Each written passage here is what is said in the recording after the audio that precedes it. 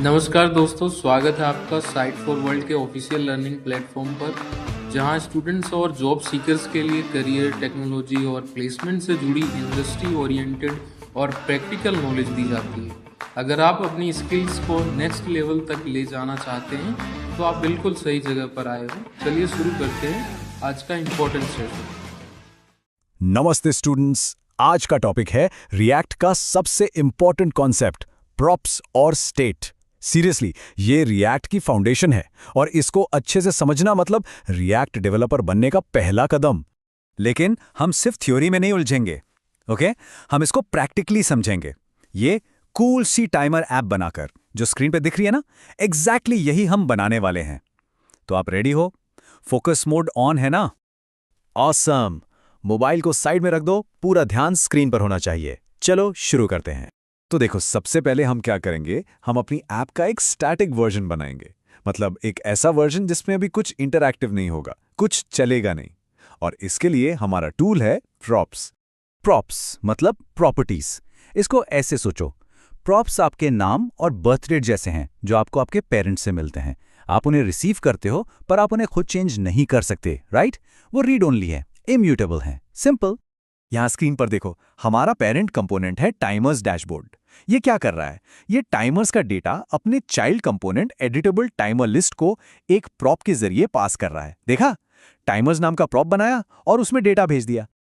और अब child component के अंदर यानी एडिटेबल टाइमर लिस्ट में उस डेटा को दिस डॉट प्रॉप्स टाइमर से एक्सेस किया जा रहा है।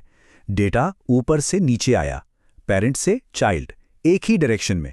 इसी को कहते हैं one way data flow. Mind इधर ही है। सिंपल है ना? पेरेंट ने डेटा दिया, चाइल्ड ने यूज कर लिया।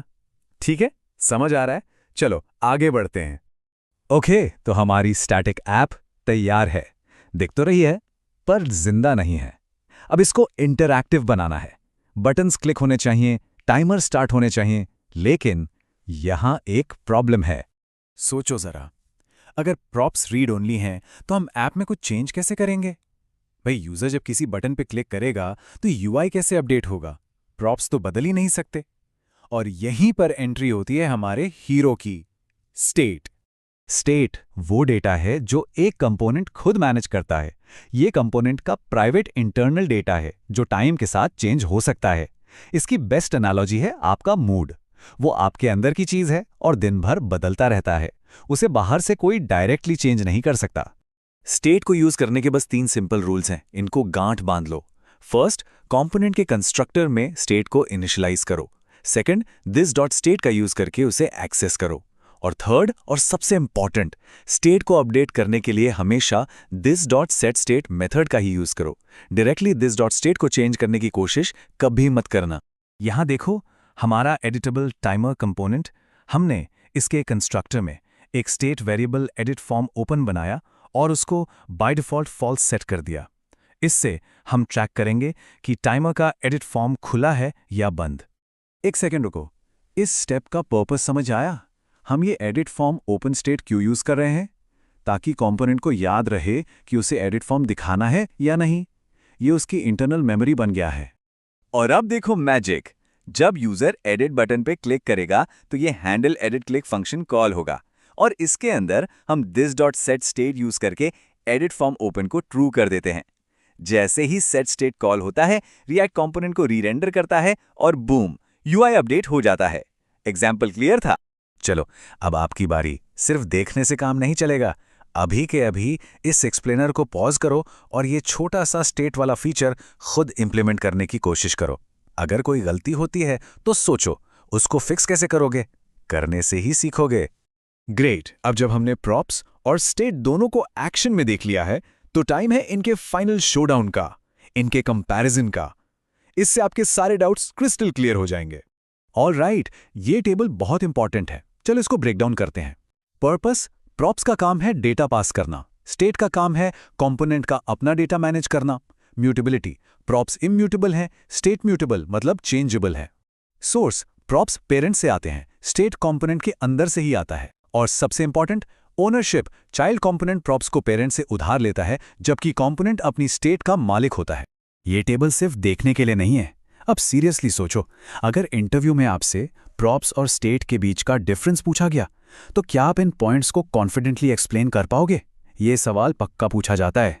तो आखिर में सबसे ज़रूरी पॉइंट क्या है? ओनरशिप। जब भी कंफ्यूज हो, खुद से एक सवाल पूछो, क्या ये कंपोनेंट इस डेटा का मालिक है? क्या इससे ये डेटा क्रिएट या मॉडिफाई करना है? अगर जवाब हाँ है तो स्टेट यूज करो, और अगर कंपोनेंट सिर्फ डेटा रिसीव करके डिस्प्ले कर रहा है तो प्रॉप्स यूज करो। That's the golden rule. चलो अब जल्दी से इस पूरे कॉन्सेप्ट को समराइज करते हैं और देखते हैं कि हमने क्या क्या सीखा। फोकस बना हुआ है ना? बस थोड़ा सा और। तो आज हमने क्या सीखा? 3 मेन बातें। पहली, प्रॉप्स हमेशा पेरेंट से चाइल्ड की तरफ नीचे की ओर फ्लो करते हैं। दूसरी, स्टेट एक कंपोनेंट के अंदर के डेटा को मैनेज करता है जो बदलता रहता है। और तीसरी, स्टेट को चेंज करने और यूआई को अपडेट करने के लिए हमेशा दिस डॉट स्टेट का ही यूज करें। सब कुछ अच्छे से समझ आ गया? क्लियर है? बहुत बढ़िया।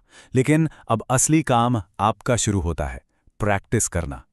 प्रैक्टिस के बिना आगे बढ़ना सही है? बिल्कुल नहीं। इस टाइमर ऐप को खुद से बनाने की कोशिश करो। जाने से पहले आपके लिए एक सवाल। हमारी टाइमर ऐप के बारे में सोचो। जो सारे टाइमर्स की लिस्ट है, उस डेटा को कौन सा कंपोनेंट ओन करेगा? पेरेंट कंपोनेंट टाइमर्स डैशबोर्ड या child component editable timer list?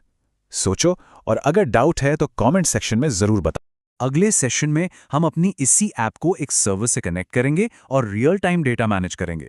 तब तक के लिए हमारे चैनल को सब्सक्राइब कीजिए और वीडियो को अपने दोस्तों के साथ शेयर जरूर कीजिए। कमेंट सेक्शन में अपना डाउट या नेक्स्ट टॉपिक लिखना मत भूलिएगा।